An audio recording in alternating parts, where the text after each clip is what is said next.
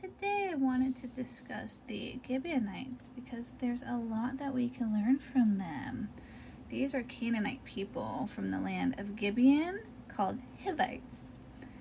And the word Hivite means serpent, so people of sneaky character.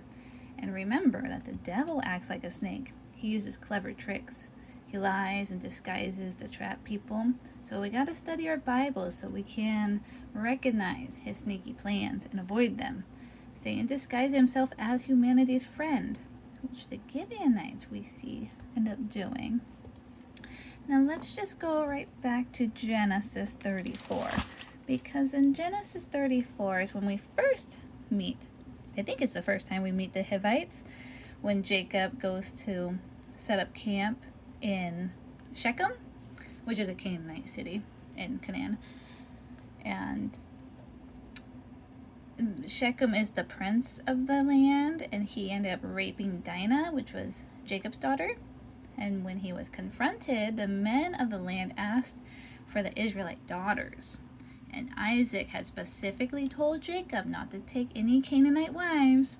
So the sons of Jacob agreed to give them their daughters if only they got circumcised. But while healing, Jacob's sons Levi and Simeon got revenge for the rape by slaughtering all the men at Shechem. And Jacob wasn't too happy about that. But many commentators believe that because in Genesis 28, when Jacob had that dream about the staircase and that God told him to go to Bethel to worship him there. And a lot of commentators believe that Jacob must have disobeyed in Genesis 34 because he settled in Shechem instead of immediately fulfilling his vow to return to Bethel to worship God. While in Shechem there was a forbidden mix of his family and the local Canaanites, and this delay of him setting up camp is viewed by commentators as spiritual compromise, leading directly to the tragedy of Dinah's rape and the brutal revenge by his sons. Although God does later renew his promise to Jacob, many scholars do believe that the events in Shechem were a direct consequence of his failure to fully obey the call to return to Bethel. So we learned something there. We need to fully obey. Yes, we do. Now, we have the men of Israel took some of the provisions, which is interesting because they brought all this. Or actually, let me go back. The Gibeonites tried to deceive Israel by bringing like moldy bread and everything. In Exodus, it's forbidden for them to make peace treaties with anyone of Canaan. So they lied about where they came from and tricked them by bringing moldy bread, make it seem like they came a long ways. So even though they lied, they still seemed to truly respect God. They were well informed. They told Jacob, we heard about all the stuff that God did with Moses and the Exodus. And so they were afraid. They wanted to team up. Now, they took some of the provisions. They made the treaty. And you think if some of the other stuff was old and moldy, how was it that the provisions they took were not? Did they just look past it? I think it shows that they trusted their senses instead of God. Look at this bread. Feel and taste how stale it is. Surely they must have come a long way. So they walked by sight and not by faith. And plus, they did not ask for the counsel of the Lord, did they? They did not. So the problem was that Joshua and the Israeli leaders did not ask God for guidance.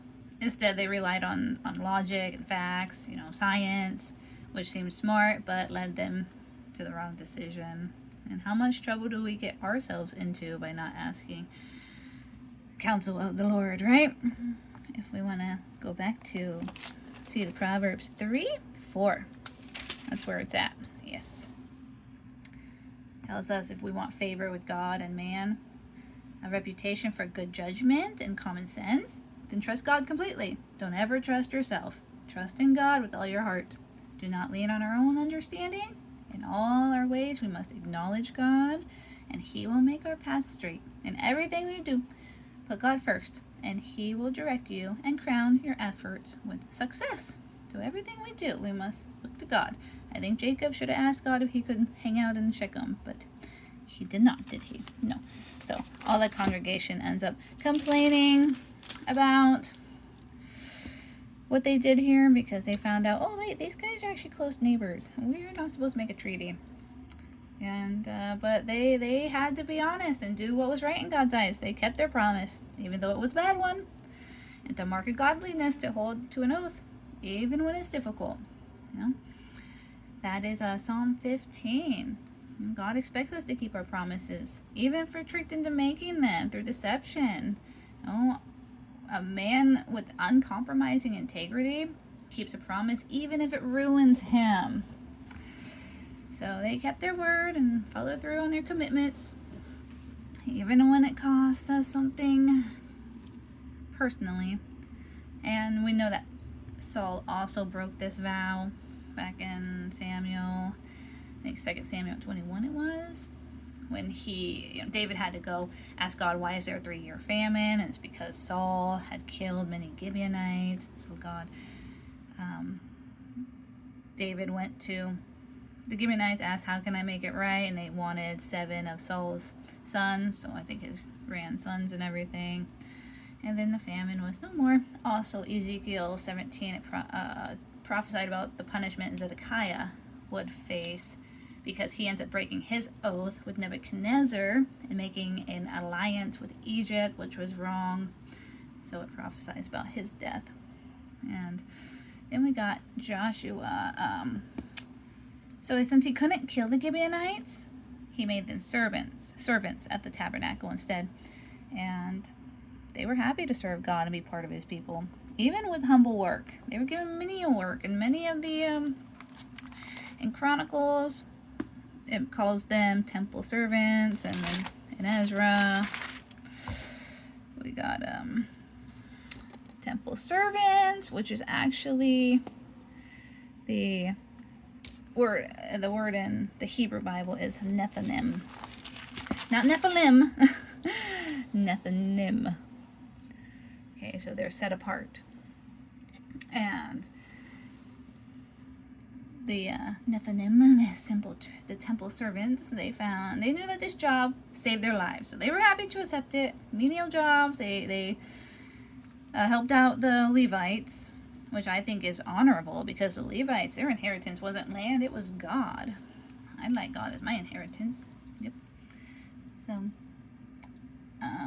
otherwise they'd be killed. So they found meaning in serving God's house, and we should find meaning in serving God's house too, even if it's the smallest of the jobs. You know, these guys may have been the least, but in heaven they might be the highest, right? And even during Solomon's reign, the remaining Hivites were enlisted for the slave labor of building the temple, I believe, which would also be a part of the curse from Genesis 9. So they were meant to serve their brothers the rest of his days. I guess that's part of that curse when Noah cursed Canaan. Now, what do these Gibeonites represent? I believe that they represent hidden dangers and temptations that look like good ideas. Enemies who don't use weapons, they use lies, fake stories. Instead of attacking, they trick you. The provisions look good. They don't break down your walls, break into your house that way. Instead, they wait for you to let them right in through the front door. They let you in, you let them into your life because they seem friendly. And because we don't ask for God's direction, can I trust these people? They take advantage of our mistakes and our poor decisions. It's so sad. People can be so evil. It was not the strength of the Gibeonites that got them into the camp. It was Joshua's mistake that he failed to ask God for advice and was fooled. Maybe God would have actually accepted the Gibeonites if they came in the right way. That would have, I wouldn't put it past him. He would have found a way to accept them because in the New Testament, he takes in Gentiles. Although they were meant to take out all the Canaanites, I don't know how that would have went down. So a godly man like Joshua made a mistake when he didn't ask God for guidance. Instead, he relied on his own eyes and what he saw and thought. So that shows us how often we make bad choices and fall into sin when we rely only on our own logic. We gotta trust God. Instead of praying for wisdom, they just use their eyes to decide. We cannot do that. Every decision we make should be guided by God, not just our own understanding. Sin stays in our lives because of the choices that we make. When we act on our own without praying, we make room for sin. When we don't use spiritual wisdom, we're more likely to make wrong choices. And we see this with Joshua. Even an extremely spiritual person can be tricked if they rely on their own confidence instead of fixing their eyes on God. When we stop focusing on Him, we start letting our own biases make our decisions. Oh dear. Even though these Gibeonites, they deceived Israel, they actually participated in the worship of God. When they're helping out in the temple. So that shows us that God can turn a human mistake into part of His work. Now, this doesn't justify disobedience in any way. It only reveals how God can make the mistake of man straight. Whenever we make decisions or act without consulting God, we risk modern Gibeonites, the one who disguises himself as an ally to enter. People or ideas that look like friends but are actually there to trick us. They might seem harmless at first, but eventually they will cost us a lot. Now, on account of this deception, they did recognize who God is, and they humbled themselves, which reminds me of Luke 7:47, of the woman. She had many sins, but she loved much. When we realize how much we've messed up and that Jesus has totally forgiven us anyway, it makes us love Him even more. We love Jesus most when we realize how much He has forgiven us. Israel is God's chosen people, right? And the Hivites knew that they were not God's chosen people. So how much more appreciative were they when they got to be on God's side, serving Him? They're just happy that they got their lives. God saved them of their lives. Now, both Rahab and the Gibeonites were willing to leave their old lives behind to join God's people. Gibeon and Rahab both heard about God and believed in Him and left His enemies to prove their loyalty. And God saved them.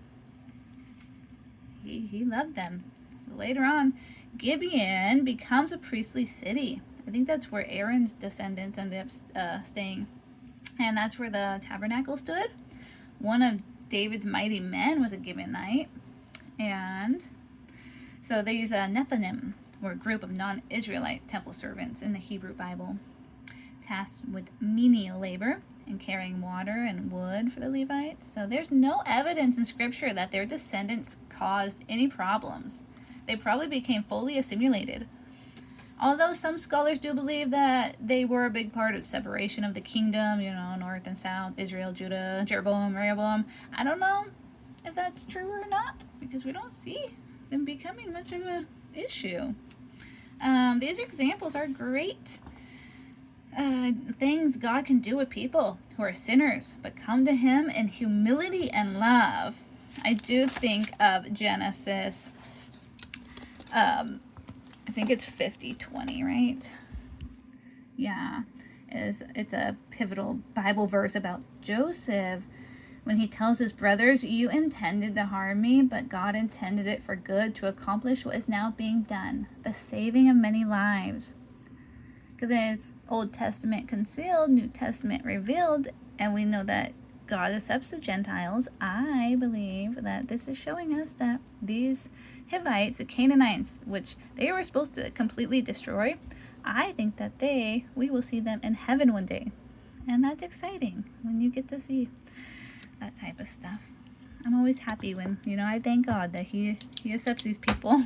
Maybe even Nebuchadnezzar we may see in heaven one day. Didn't he write Daniel, the 4th chapter? Yeah, so I hope we learned something about Gibeonites, about ourselves, about how God works and how the enemy works.